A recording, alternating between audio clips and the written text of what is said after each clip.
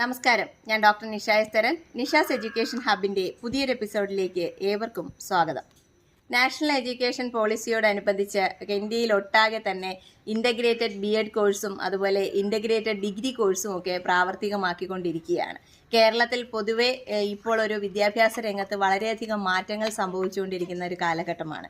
പലപ്പോഴും നേരത്തെ തന്നെയുള്ള വീഡിയോകളിലൊക്കെ തന്നെ പലർക്കും മറുപടി കൊടുത്തിരുന്നതാണ് TTC അഥവാ നമ്മുടെ പഴയ TTC എന്നറിയപ്പെട്ടിരുന്ന DLEd കോഴ്സ് ചെയ്യണമോ അതോ BEd കോഴ്സ് ചെയ്യുന്നതാണോ ഇനി നല്ലത് എന്നൊക്കെയുള്ളത് നേരത്തെ ഒരു വീഡിയോ തന്നെ ഞാൻ ചെയ്തിരുന്നു. പക്ഷേ ഇപ്പോഴത്തെ സാഹചര്യത്തിൽ നമ്മൾ കുറച്ചുകൂടി ഒന്ന് കൂടുതലായി ചിന്തിക്കേണ്ടുന്ന ഒരു അവസരമാണ്. എന്താണ് ഈ രണ്ട് കോഴ്സുകൾ കൊണ്ട് ഉദ്ദേശിക്കുന്നത്, ഏതൊക്കെ പോസ്റ്റുകളിലേക്ക് എത്താൻ കഴിയും, എന്താണ് ഇത് തമ്മിലുള്ള വ്യത്യാസം, എന്താണ് ജോലി സാധ്യതയിലുള്ള വ്യത്യാസം എന്നൊക്കെയുള്ളത് നോക്കാം. Diploma in elementary education DLEd എന്നറിയപ്പെടുന്ന പഴയ നമ്മളെ ടീച്ചർ ട്രെയിനിങ് കോഴ്സ് അഥവാ TTC എന്നറിയപ്പെട്ടിരുന്ന ഇപ്പോഴത്തെ DLEd കോഴ്സ്, ഇടയ്ക്ക് കുറച്ചു കാലം അത് DEd എന്നുള്ള പേരിൽ, ഡിപ്ലോമ ഇൻ എഡ്യൂക്കേഷൻ എന്നുള്ള പേരിൽ DEd എന്നാണ് അറിയപ്പെട്ടിരുന്നത്. ഇപ്പോൾ അത് ഡിപ്ലോമ ഇൻ എലമെൻ്ററി എഡ്യൂക്കേഷൻ എന്നുള്ള DLEd എന്നാണ് അറിയപ്പെടുന്നത്. 2 വർഷത്തെ കോഴ്സായിട്ട് മാറിക്കഴിഞ്ഞിട്ട് കുറച്ച് നാളുകളായി. ഈ ഒരു കോഴ്സിൽ നമ്മൾ പ്രൈമറി തലത്തിൽ, അതായത് ചെറിയ ക്ലാസ്സുകൾ മുതൽ 1ാം ക്ലാസ് മുതൽ 7ാം ക്ലാസ് വരെ, പ്രൈമറിയും അപ്പർ പ്രൈമറിയും എന്ന് നേരത്തെ അറിയപ്പെട്ടിരുന്ന 2 സെക്ഷനുകളിലേക്ക് അധ്യാപകരാകുന്നതിന് വേണ്ടിയിട്ടുള്ള കോഴ്സായിരുന്നു DLEd എന്ന് പറയുന്നത്. ഇപ്പോൾ വന്ന നാഷണൽ എഡ്യൂക്കേഷൻ പോളിസി അനുസരിച്ച് നമ്മുടെ ക്ലാസ്സുകളുടെ അറേഞ്ച്മെൻറ്റിലൊക്കെ തന്നെ മാറ്റം വന്നിട്ടുണ്ട്. 1 മുതൽ 5 വരെയുള്ളത് ഒരു സെക്ഷൻ വരുന്നുണ്ട്. അതുപോലെ തന്നെ KG മുതലുള്ള ഫൗണ്ടേഷൻ സെക്ഷൻ വേറെയും വരുന്നുണ്ട്. അപ്പോൾ ഏതൊക്കെ ക്ലാസ്സുകളിലേക്ക് പഠിപ്പിക്കുന്നതിനായിരിക്കും DLEd ബേസിക് ക്വാളിഫിക്കേഷനായിട്ട് നിലനിർത്തുക എന്നുള്ളതിന് പ്രത്യേകിച്ച് ഒരു തീരുമാനവും തന്നെ സർക്കാരിൻ്റെ ഭാഗത്തു നിന്നുണ്ടായിട്ടില്ല.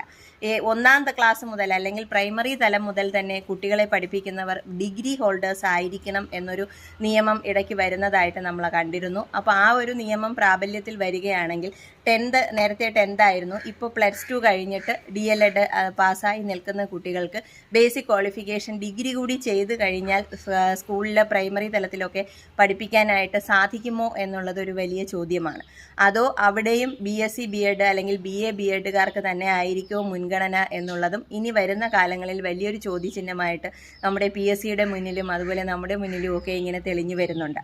അപ്പോൾ വളരെ ചെറിയ കോഴ്സുകളിൽ നിന്ന് പഠിച്ച് ആ ഒരു കോഴ്സിലേക്ക് ഒതുങ്ങിക്കൂടണമോ അതോ അതിനേക്കാൾ ഹയർ കോഴ്സ് പഠിക്കാൻ നമ്മൾ ക്വാളിഫൈഡ് ആണ്, ഡിഗ്രി ഉണ്ട് എന്നുണ്ടെങ്കിൽ എത്രയും പെട്ടെന്ന് അതിൻ്റെ ഹയർ കോഴ്സിലേക്ക് ഒരു അഡീഷണൽ ഒരു ബാച്ചിലർ ഡിഗ്രി കൂടി നമ്മുടെ കയ്യിലേക്ക് വരുന്ന BEdലേക്ക് പോകണമോ എന്നുള്ളതാണ് പലരുടെയും ഏറ്റവും അലട്ടുന്ന ചിന്ത എന്ന് പറയുന്നത്.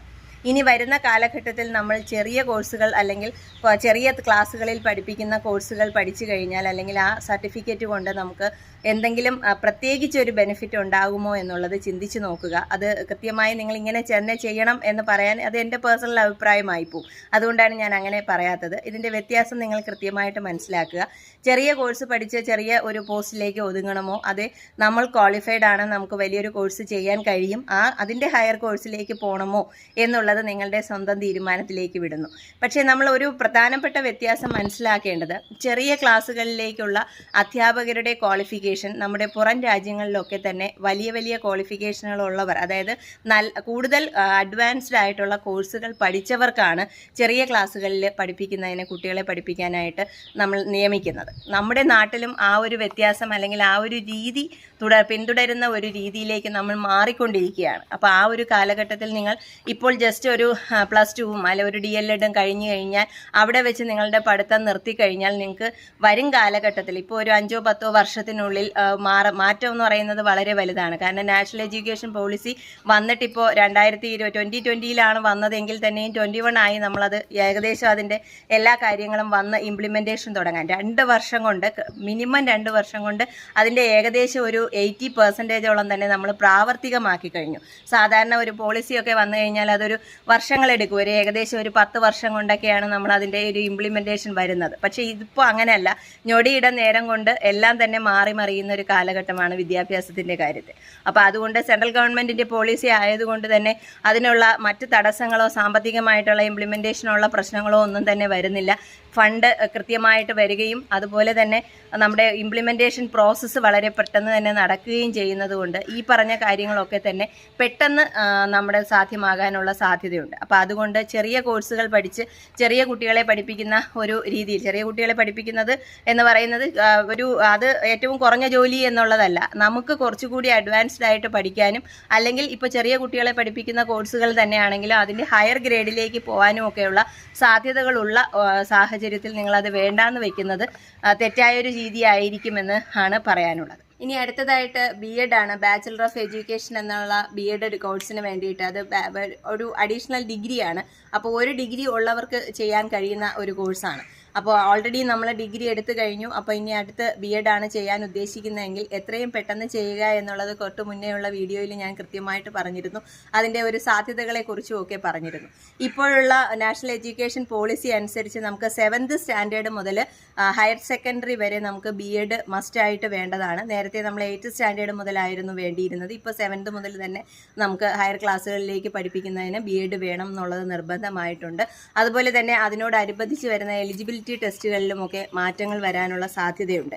അപ്പോൾ അതുകൊണ്ടാണ് നേരത്തെ തന്നെ സെറ്റും കേറ്ററ്റും ഒക്കെ എത്രയും പെട്ടെന്ന് നേടണം എന്നുള്ളൊരു കാര്യം ഞാൻ നേരത്തെയുള്ള വീഡിയോകളിലൊക്കെ പറഞ്ഞിരുന്നത്. അപ്പോൾ ക്വാളിഫിക്കേഷൻ ഇനി ഹയർ ക്ലാസ്സിലേക്കുള്ളത് മാറുന്നതനുസരിച്ച് തന്നെ PGയും നിർബന്ധമാവുകയാണ്. അപ്പോൾ നിങ്ങൾ PG ഒക്കെ കഴിഞ്ഞ് നിൽക്കുന്നവരാണെങ്കിൽ BEd എടുക്കാനായിട്ട് തടസ്സം അല്ലെങ്കിൽ താമസം വരുത്തേണ്ട കാര്യമില്ല. കാരണം എത്രയും പെട്ടെന്ന് BEd ചെയ്യുക. കാരണം 2030 വരെ കോഴ്സ് ഉണ്ടാവുമെന്ന് പറയപ്പെടുന്നുവെങ്കിലും അഡ്മിഷനും അതുപോലെ തന്നെ സീറ്റുകളുടെ എണ്ണവും വളരെയധികം കുറയാനായിട്ടുള്ള സാധ്യതയുണ്ട്. ഇൻ്റഗ്രേറ്റഡ് BEd നടക്കുന്ന എല്ലാ സബ്ജക്റ്റുകളും പഠിപ്പിക്കുന്ന കോളേജുകളിൽ മാത്രമാണ് ഇനി നമുക്ക് ഈ 2 വർഷത്തെ BEd കോഴ്സും തുടർന്നു കൊണ്ട് പോകാനായിട്ട് സാധിക്കും എന്നറിയുന്നത്. അപ്പോൾ സ്റ്റാൻഡ് അലോൺ ആയിട്ടുള്ള കോളേജുകൾ, BEd മാത്രം ചെയ്തുകൊണ്ടിരുന്ന കോളേജുകൾ 2025 കൂടി ഏകദേശം പൂട്ടുന്ന അവസ്ഥയിലേക്ക് പോവുകയാണ്. അപ്പോൾ അങ്ങനെയാണെങ്കിൽ ഇൻ്റഗ്രേറ്റഡ് തുടങ്ങി നടക്കുന്ന സ്ഥാപനങ്ങളിൽ മാത്രമേ 2 വർഷത്തെ കോഴ്സ് ഉണ്ടാവുള്ളൂ. അപ്പോൾ നിലവിൽ എണ്ണം വളരെ കുറവാണ് ഇൻ്റഗ്രേറ്റഡ് കോഴ്സ് വരാനായിട്ട് തയ്യാറെടുത്തുകൊണ്ടിരിക്കുന്ന സ്ഥാപനങ്ങൾ. അപ്പോൾ അത്തരം സ്ഥാപനങ്ങളുടെ എണ്ണം കുറയുന്നതിനനുസരിച്ച് സീറ്റിൻ്റെ എണ്ണം വളരെ തുച്ഛമായിട്ട്, ഇപ്പോൾ തന്നെ വളരെ പരിമിതമായ സീറ്റുകളാണ് ഉള്ളത്. അപ്പോൾ അതിനനുസരിച്ച് സീറ്റുകളുടെ എണ്ണം വിരലിലെണ്ണാവുന്നതായിട്ട് മാറും. അപ്പോൾ അത്രയും വരെ കാത്തിരിക്കാതെ എത്രയും പെട്ടെന്ന് BEd ചെയ്യാനായിട്ട് ശ്രമിക്കുക. ജോലി സാധ്യതയുടെ കാര്യത്തിൽ ഒരുപാട് ഇനിയും വേക്കൻസികൾ വരാനുള്ള സാധ്യത കൂടുതലാണ്. കാരണം പ്രൈമറി തലം മുതൽ തന്നെ ഡിഗ്രി ഒരു ബേസിക് ക്വാളിഫിക്കേഷൻ ആവുന്നത് കൊണ്ട് അതോടൊപ്പം BEd കൂടിയുള്ളവരെ പരിഗണിക്കുക എന്ന് പറയുന്നത് വളരെ പ്രധാനപ്പെട്ട ഒരു സംഗതിയായിട്ട് മാറാനുള്ള സാധ്യതയുണ്ട്.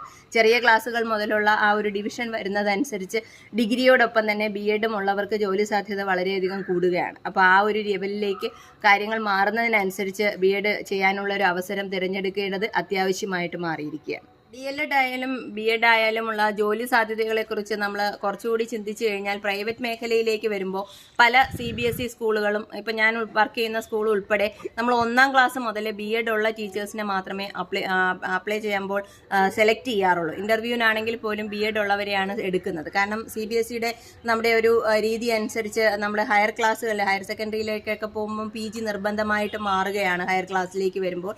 അതുപോലെ തന്നെ 1ാം ക്ലാസ് മുതൽ തന്നെ BEd ചെയ്തവരെയാണ് പ്രിഫർ ചെയ്യുന്നത്. അപ്പോൾ അവിടെ TTC കഴിഞ്ഞ് വരുന്നവരെ പല സ്കൂളുകളും, പ്രൈവറ്റ് സ്കൂളുകളിൽ ഒരു രീതി അനുസരിച്ച് അവർ പരിഗണിക്കുന്നില്ല എന്ന് തന്നെ പറയാം. അതുപോലെ തന്നെയാണ് വേറൊരു കാര്യം കൂടി മനസ്സിലാക്കേണ്ടത്. നമ്മൾ പല സർട്ടിഫിക്കേഷൻ കോഴ്സുകൾ, ഹിന്ദിയുടെ കാര്യത്തിലാണ് അങ്ങനെ വരുന്നത്. പല സർട്ടിഫിക്കേഷൻ ഈക്വലൻ്റ് ആയിട്ടുള്ള പല കോഴ്സുകളും ചെയ്തു വന്നവർക്കും ഇപ്പോൾ ഒരു പിരിച്ചുവിടലിൻ്റെ ഭീഷണി നേരിടുന്നു എന്ന് പല ടീച്ചേഴ്സും പറയുന്നുണ്ട്. കാരണം ഡിഗ്രിയും അതായത് BAയോ MAയോ BEdോ ഒക്കെ ചെയ്തവർക്ക് മാത്രമേ, അതും പ്യുവർ ഹിന്ദിയിൽ തന്നെ പഠിച്ചു വന്നവർക്ക് മാത്രമേ തുടരാനായിട്ട് സാധിക്കുന്നുള്ളൂ എന്നുള്ളൊരു സാഹചര്യത്തിലേക്ക് എത്തിയിരിക്കുകയാണ്. അപ്പോൾ ബേസിക് ആയിട്ട് വേണ്ടുന്ന ഹയർ കോഴ്സുകൾ അല്ലെങ്കിൽ ഡിഗ്രി കോഴ്സുകൾ തന്നെ തിരഞ്ഞെടുക്കാനായിട്ട് പലരും ശ്രദ്ധിക്കണം എന്നുള്ളത് ഈ ഒരു സാഹചര്യത്തിൽ വളരെ അത്യാവശ്യമായിട്ടുള്ളതാണ്.